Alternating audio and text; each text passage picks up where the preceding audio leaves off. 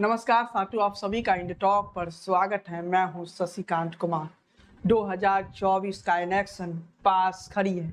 हर कोई चाहता है कि 2024 के इलेक्शन में उसके प्रधानमंत्री बनने का सपना पूर्ण हो जाए। नीतीश चाहते हैं उनका सपना पूरा हो जाए। ममता दीदी को भी अब बंगाल का मुख्यमंत्री बने बने काफ़ी आशा हो चुका है। ममता दीदी भी चाहती है कि वो देश का प्रधानमंत्री बन जाए, बंगाल से पहली प्रधानमंत्री बने और इसके साथ ही देश का दूसरा महिला प्रधानमंत्री बने। लेकिन शायद इस वक्त की परिस्थिति में महागठबंधन खुद ही कंफ्यूजन में है, क्योंकि यहाँ पर पीएम का चेहरा एक नहीं। केजरीवाल इस बात के नाराज हो गए क्योंकि इस गठबंधन में कांग्रेस है मतलब कांग्रेस पार्टी अपना प्रधानमंत्री बनाएगा। इस बात से केजरीवाल नाराज चल रहे हैं और केजरीवाल इसलिए चले गए और कहने लगे कि हम तो नहीं आएंगे जहां कांग्रेस रहेगा, क्योंकि केजरीवाल को भी दिल्ली का मुख्यमंत्री बने बने में अब मजा नहीं लग रहा है। अब तो उन्हें प्रधानमंत्री बनना है। उद्धव ठाकरे भी चाहते हैं कुछ ऐसा परिस्थिति बने, कुछ ऐसा समीकरण बने कि वो देश का प्रधानमंत्री बन जाए। इसी तरह के प्रयास में शरद पवार भी लगे हैं कि समीकरण कुछ ऐसा बन जाए कि शरद पवार भी देश के प्रधानमंत्री बन जाए।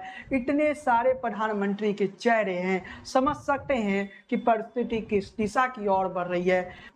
महाराष्ट्र, बिहार और यूपी, ये तीन राज्य कहीं ना कहीं दिल्ली के रास्ता को खोलता है। उत्तर प्रदेश तो वो राज्य है जिसके तरफ चला गया समझिए वही प्रधानमंत्री बनेगा। बिहार की भी वही कहानी है। बिहार जिस तरफ बढ़ता है प्रधानमंत्री उसी पार्टी का बनता है। लेकिन कहानी और इस कहानी में कई पहलू है। पहली बार बिहार में महागठबंधन एक है। नीतीश सबको साथ लेके आने में प्रयास कर रहे हैं। नीतीश कुमार क्या वो काम करेंगे जो जयप्रकाश नारायण ने किया था, जब आपातकाल के बाद सारी राजनीतिक दलों को जयप्रकाश नारायण ने एक कर लिया था। उस दौर में जनता में गुस्सा था और वो गुस्सा आपातकाल के कारण था। लेकिन आज की परिस्थिति वैसी तो नहीं है। आज अगर नीतीश जोड़ते भी हैं तो किन मुद्दों पर जोड़ेंगे? क्या नीतीश ये कहेंगे कि इस देश में लोकतंत्र खतरे में है? क्या वाकई अगर नीतीश कुमार ये कहेंगे तो जनता स्वीकार करेगी? ये भी सोचने वाली बात है। लेकिन हम तीन राज्यों की बात कर रहे हैं, बिहार, यूपी और महाराष्ट्र की। तो पिछली बार इन राज्यों में 168 सीटों में 104 पर भाजपा विजयी रही थी। अदर्स को 64 सीटें मिली थी। उसमें शिवसेना के जो सीटें हैं वो तो पहले बीजेपी के साथ में ही मिला था। लेकिन कहानी के अगले पहलू को हम देखें, उत्तर प्रदेश में बीजेपी 50% वोट शेयर हासिल किया था, जबकि सपा, बीएसपी और आरएलडी के गठबंधन ने लगभग 39% वोट शेयर हासिल किया था। अपना दल में 2% लगभग वोट शेयर हासिल किया था। अपना दल एनडीए के साथ ही रहेगा। इसके अलावा हम बात करें कांग्रेस का तो करीब 60% वोट शेयर कांग्रेस हासिल किया था। अब यहाँ कांग्रेस का भी मिला देते हैं, सपा, बीएसपी, आरएलडी सबका मिला देते हैं, कांग्रेस को भी शामिल कर लेते हैं, तो यहाँ वोट शेयर कितना होता है? लगभग 47%। बीजेपी अभी भी 3% वोट शेयर से आगे है। मतलब समझ सकते हैं कि बीजेपी से कम 4 या 5% वोट बैंक पलटती है तो बड़ा मुश्किल हो जाएगा योगी आदित्यनाथ को अपना राज संभालना। अगर 4 से 5% वोटर जो बीजेपी के हैं वो नाराज हो जाते हैं तो योगी के लिए भी ये काम आसान नहीं होगा। लेकिन आज की परिस्थिति में योगी उत्तर प्रदेश में एक मजबूत नेता के तौर पे जाने जाते हैं। योगी देश के प्रधानमंत्री के तौर पर उभर सकते हैं आगे। ये परिस्थिति बन सकता है। तो कहानी में कई ट्विस्ट आना बाकी है। क्या पता 2024 में देश के प्रधानमंत्री योगी आदित्यनाथ बन जाए। क्या पता नरेंद्र मोदी ये कह दे कि वो राजनीति से रिटायर होना चाहते हैं। योगी अगर प्रधानमंत्री बनते हैं तो कहीं ना कहीं उत्तर प्रदेश का सपोर्ट और ज़्यादा मिलेगा। लेकिन नरेंद्र मोदी अभी कुछ साल रहेंगे प्रधानमंत्री के तौर पे, योगी को इंतजार करना पड़ेगा। अमित शाह का भी दिल में तो प्रधानमंत्री बनने की ख्वाहिश होगी, लेकिन अमित शाह ने तमिलनाडु में ये कहा था कि कोई गरीब तमिल अगर देश का प्रधानमंत्री बनता है तो अच्छी बात होगी। लेकिन उसके बाद भाजपा की तरफ से सफाई भी आया और कहानी को पलट दिया गया, दूसरे पहलू दिया गया। दक्षिण के राज्यों से इस बार भाजपा की सीटें बढ़ेगी और भाजपा की जो जीत में महत्वपूर्ण भूमिका निभाएगा वो दक्षिण के राज्य ही निभाएगा। लेकिन चलिए साथियों, हम आगे बढ़ते हैं। अब बिहार पे आते हैं। 2019 में बिहार में नीतीश और बीजेपी साथ साथ थे, तब बीजेपी ने कितना वोट शेयर लाया था? तो करीब 45%। बीजेपी ने सुपड़ा साफ कर दिया था सबका। कल्पना कर सकते हैं कि 2019 में बीजेपी ने क्या किया था। लेकिन इस बार नीतीश कुमार किधर हैं? तो नीतीश कुमार इस बार महागठबंधन के पक्ष में है। बीजेपी को पिछली बार 23% वोट शेयर मिला था। नीतीश कुमार के जेडीयू को लगभग 22% वोट शेयर मिला था। जेडीयू में ये 5 या 6% वोट शेयर जो है वो बीजेपी के होंगे। तो मान लीजिए 6% वोट शेयर बीजेपी को दे भी देते हैं तो बीजेपी का वोट शेयर होता है 29%। वहीं बात करें एलजेपी का तो 8% वोट शेयर। अब एलजेपी दो गुटों में बच चुका है। एलजेपी एक रामविलास पासवान के भाई का है, दूसरा उनके बेटे का है। तो एलजेपी दो गुटों में बढ़ चुका है। इसके साथ ही हम बात करें आरजेडी का, तो आरजेडी को पिछली बार सीटें जो नहीं मिली थी, लेकिन आरजेडी के साथ 16% करीब वोट शेयर रहा था। लेकिन यहाँ पर हम नीतीश कुमार के वोट शेयर को मिला दे, यहाँ पर हम आरजेडी के वोट शेयर को मिलाते हैं तो कहानी किस रूप में जाएगा इसे भी समझने की कोशिश करिए। अगर इस परिस्थिति को हम देखें तो यहाँ पर 42% लगभग वोट शेयर जो पिछली बार नीतीश कुमार के साथ थे वो सारे वोटर रहते हैं। तो 42% वोट शेयर महागठबंधन की हो जाती है। वहीं बीजेपी 29% पर रुक जाती है। पल्ला इस बार महागठबंधन का भारी है।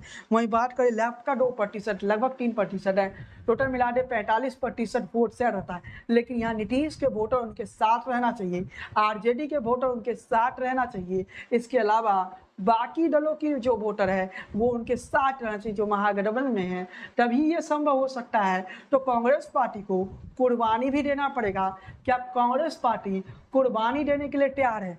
महाराष्ट्र में शरद पवार ज़्यादा सीटों पर इलेक्शन लड़ेंगे। महाराष्ट्र में एनसीपी ज़्यादा सीटों पर चुनाव लड़ेगी। महाराष्ट्र में कांग्रेस पार्टी को ज़्यादा सीटें नहीं मिलने वाली है। वही हाल बिहार की होगी। यहाँ भी अगर महागठबंधन में कांग्रेस पार्टी रहती है तो 2 से 4 सीटें मिलेगी। तो कांग्रेस पार्टी क्या इतने सीटों की कुर्बानी देने के लिए तैयार है? इसके अलावा बात करें तो कांग्रेस पार्टी के लिए काफ़ी कठिनाइयाँ झेलना पड़ सकता है साथियों। इसके साथ ही बता दें कि कांग्रेस पार्टी अगर इन सीटों पर उत्तर प्रदेश की सीटें छोड़ देती है अपने सहयोगी दलों के लिए, बिहार की सीटें छोड़ देती है अपने सहयोगी दलों को, इसके अलावा महाराष्ट्र की सीटें अपनी छोड़ देती है सहयोगी दलों को, तो कांग्रेस का ये कुर्बानी, कांग्रेस पार्टी अपनी कुर्बानी तो दे देगी लेकिन कांग्रेस पार्टी राहुल गांधी को प्रधानमंत्री नहीं बना सकती है। और कांग्रेस पार्टी का उद्देश्य अगर राहुल गांधी को प्रधानमंत्री बनाना है तो कांग्रेस पार्टी ये कुर्बानी कभी नहीं देगी। वहीं उत्तर प्रदेश की बात करें तो अखिलेश यादव कांग्रेस के साथ गठबंधन करना नहीं चाहती है क्योंकि कांग्रेस पार्टी को भी मुश्किलों का सामना करना पड़ सकता है। लालू नीतीश करेंगे कांग्रेस पार्टी के साथ गठबंधन, लेकिन कांग्रेस पार्टी को अपने शर्तों पर चुनाव लड़ने के लिए मजबूर करेगी लालू नीतीश की ये जोड़ी। और इसके साथ ही बताते चले कि नीतीश कुमार हो सकता है कुछ सीटों पर ये कह दे कि हमारा सिंबल रहेगा लेकिन आपके प्रत्याशी रहेगा। असल में नीतीश कुमार का पिछले चुनाव में जो प्रत्याशी जीते वो मोदी लहर में जीते, उन प्रत्याशियों का अपना कोई जनाधार नहीं था। नीतीश कुमार उसी राह पर बढ़ चले हैं। नीतीश ऐसे व्यक्ति को दोबारा टिकट देकर कहीं ना कहीं अपना नुकसान नहीं करवाएंगे। इस चुनाव में नीतीश कुमार के लिए पाने के लिए बहुत कुछ है तो खोने के लिए भी बहुत कुछ है। नीतीश कुमार अगर इस चुनाव को हार जाते हैं तो नीतीश कुमार को मुख्यमंत्री का कुर्सी गंवाना पड़ेगा। नीतीश कुमार पर आरजेडी का दबाव आएगा कि आप मुख्यमंत्री पद से आ जाइए, आप तो सीटें जिता नहीं पा रहे हैं। नीतीश कुमार के खिलाफ कहीं ना कहीं उनके पार्टी में भी विरोध होगा और नीतीश को सत्ता से दूर भागना होगा। बीजेपी भाव नहीं देगी और बीजेपी को 11 सीटें बिहार में आ जाती है। लेकिन इस कहानी, इस पहलू में कई पार्ट है और इन पार्टों को समझने के लिए आपको जरूर इस पार्टों को समझने के लिए वर्तमान परिस्थिति की राजनीति को समझना पड़ेगा, वर्तमान सियासत को समझना पड़ेगा। साथियों 2019 के इलेक्शनों की बात करें तो 421 सीटों पर कांग्रेस पार्टी इलेक्शन लड़ी थी, उसमें 52 सीटें कांग्रेस पार्टी जीती थी। मतलब कांग्रेस पार्टी 11 सीटों पर चुनाव लड़कर भी क्या करेगी जब उसे चुनाव हारना ही है। ये 2019 के आंकड़े बताती है कि कांग्रेस पार्टी को क्षेत्रीय दलों को मौका देना चाहिए। कांग्रेस पार्टी का अगर असल उद्देश्य नरेंद्र मोदी को हटाना है, कांग्रेस पार्टी का अगर ये उद्देश्य है तो क्या कांग्रेस पार्टी अपने सीटों की कुर्बानी देने के लिए तैयार होगी? कांग्रेस पार्टी का अगर सीधा मुकाबला बीजेपी से होता है तो 189 सीटों पर 2014 में हुई, उसमें 166 सीटों पर बीजेपी विजयी रही, जबकि 23 सीटों पर कांग्रेस पार्टी चुनाव जीती। 2019 की बात करें तो 192 सीटों में, जिसमें 176 पर भाजपा जीत हासिल किया, जबकि 16 सीटें वैसी है जहां कांग्रेस पार्टी जीती। भाजपा 437 सीटों पर चुनाव लड़ी, जिसमें भाजपा ने 303 सीटों पर चुनाव जीती। मतलब इस कहानी को अगर आप समझते हैं, इस पहलू को समझते हैं, तो कांग्रेस पार्टी 2014 में जितने सीटों पर बीजेपी से सीधा मुकाबला हुआ है, कांग्रेस बहुत कम सीटों पर चुनाव जीती। वही कहानी रिपीट हुई 2019 में। 2014 का चुनाव में नरेंद्र मोदी मुद्दा थे, 2019 के चुनाव में राष्ट्रवाद मुद्दा रहा, लेकिन 2024 के चुनाव में हिंदू राष्ट्र मुद्दा रहेगा। ये बात को भी ध्यान रखिए। राम मंदिर के उद्घाटन होने के बाद संघ का प्लान तैयार हो चुका है। संघ इस वक्त हिंदू राष्ट्र को मुद्दा बनाएगा। 2025 में संघ का 100 साल भी पूरा होने जा रहा है। संघ यही चाहता है कि भारत हिंदू राष्ट्र बने, लेकिन हिंदू राष्ट्र बनाने के लिए हिंदू राष्ट्र बनेगा या नहीं, इसका जवाब तो भविष्य में मिलेगा, लेकिन बीजेपी का मुद्दा तो हिंदू राष्ट्र रहेगा ही।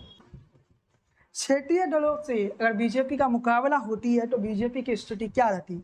क्षेत्रीय दलों से जब भी भाजपा का क्षेत्रीय दलों से भाजपा का मुकाबला 245 सीटों पर हुआ, जिसमें से 137 पर जीती और 108 पर हारी, जिसमें 50 सीटों पर भाजपा का जवान जब्त हो गया। 50 सीटें ऐसी रही जहां भाजपा को करारी शिकस्त मिला, इतनी करारी शिकस्त जिसके बारे में चर्चा नहीं कर सकते। यानी भाजपा फंसती कहाँ है? तो भाजपा फंसती है क्षेत्रीय दलों से मुकाबला होने पर। बीजेपी कांग्रेस के सामने तो आसानी से जीत जाती है, लेकिन जैसे ही बीजेपी का मुकाबला क्षेत्रीय दलों के साथ होता है, बीजेपी वहां फंस जाती है। इसलिए अखिलेश यादव कह रहे थे हम कांग्रेस के साथ नहीं जाएंगे। कांग्रेस पार्टी का चुनाव भी लड़ती है तो कांग्रेस पार्टी के साथ चुनाव लड़ती है तो इससे भी सपा को ज्यादा नुकसान होता है। इसलिए अखिलेश अब कांग्रेस के साथ जाने के लिए तैयार नहीं है।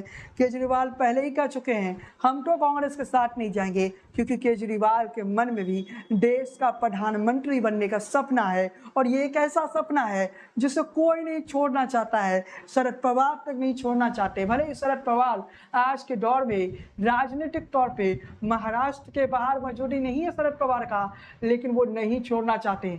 नीतीश कुमार का बिहार के बाहर कोई राजनीतिक वजूद नहीं है, लेकिन नीतीश प्रधानमंत्री बनने का सपना नहीं तोड़ना चाहते हैं।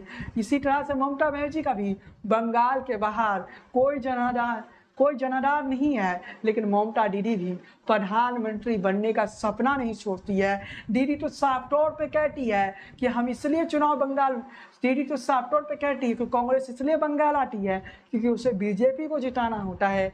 और इस बार की कहानी देखिएगा, बंगाल में दीदी को ज़्यादा सीटें मिलेगा, बीजेपी को नुकसान हो सकता है बंगाल में, क्योंकि बीजेपी ने अपने कार्यकर्ताओं का साथ नहीं दिया। इस पर बीजेपी के कार्यकर्ताओं में गुस्सा तो है। इसके अलावा दक्षिण के राज्यों से इस बार बीजेपी को सफलता मिलेगा और बड़ा सफलता साउथ में मिलेगा। इन तीनों राज्यों को हम जब देख रहे हैं, उत्तर प्रदेश, महाराष्ट्र और बिहार, तो कहानी में कई ट्विस्ट आना बाकी है। अभी देखना होगा कि नीतीश कुमार आगे क्या करते हैं। कांग्रेस पार्टी गठबंधन में रहती है या गठबंधन से बाहर जाती है। कांग्रेस पार्टी अगर गठबंधन से बाहर जाती है तो कांग्रेस को नुकसान तो होगा, क्योंकि कांग्रेस का बिहार में कोई जनाधार है नहीं। अगर महागठबंधन में कांग्रेस पार्टी को 4 सीटें मिलती है, 6 सीटें भी मिलती है, 2 भी मिलती है, तो कांग्रेस पार्टी को इससे खुश हो जाना चाहिए, क्योंकि कांग्रेस का बिहार में कोई वजूद नहीं है। पिछली बार अगर तेजस्वी हारे तो उसके जिम्मेदार कांग्रेस पार्टी के ही प्रत्याशी थे, जो वहाँ पर चुनाव नहीं जीत पाए। अगर कांग्रेस पार्टी के प्रत्याशी को तेजस्वी ज़्यादा सीटें नहीं देते तो शायद तेजस्वी 2020 में ही चुनाव जीत जाते। लेकिन यहाँ पर एक बात समझनी होगी, जब सारे दल महागठबंधन बना रहे हैं तो इस महागठबंधन में भी आगे सेंध लगने वाला है। केजरीवाल तो अलग होंगे, लेकिन खबर यहाँ तक है इसमें 2-3 पार्टी और है जो अलग हो सकते हैं, और उन पार्टियों का कारण यही है कि सबके प्रधानमंत्री बनने की महत्वाकांक्षा है। सब प्रधानमंत्री बनना चाहते हैं। ऐसा तो हो नहीं सकता है कि देश में 15 प्रधानमंत्री बन जाए, ये संभव नहीं है। देश में एक ही प्रधानमंत्री बन सकता है।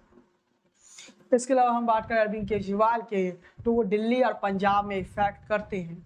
दिल्ली और पंजाब केजरीवाल के लिए सबसे महत्वपूर्ण होता है, लेकिन केजरीवाल किस दिशा की तरफ बढ़ते हैं ये देखने वाली बात है। केजरीवाल खुद को प्रधानमंत्री के तौर पर देख रहे हैं। केजरीवाल ने जो दिल्ली में शिक्षा के क्षेत्र में काम किया, उसी से केजरीवाल खुद को प्रधानमंत्री का कैंडिडेट घोषित करना चाहते हैं। लेकिन कहानी के कई पहलू सामने आएंगे। इस दौर में कई कहानियां सामने आएगी। खैर साथियों, आज के इस वीडियो में बस इतना ही। आपको क्या लगता है इस बार किसकी सरकार बननी जा रही है, कमेंट बॉक्स में बताइए। वीडियो पसंद आई हो तो लाइक कीजिए, शेयर कीजिए। चैनल पर पहली बार आए हैं तो सब्सक्राइब वाली बटन दबाइए, बेल आइकन क्लिक करना बिल्कुल ना भूलिए। पेज को फॉलो कीजिए, लाइक कीजिए, बने रहिए इन टॉक के साथ। जय हिंद, वंदे मातरम।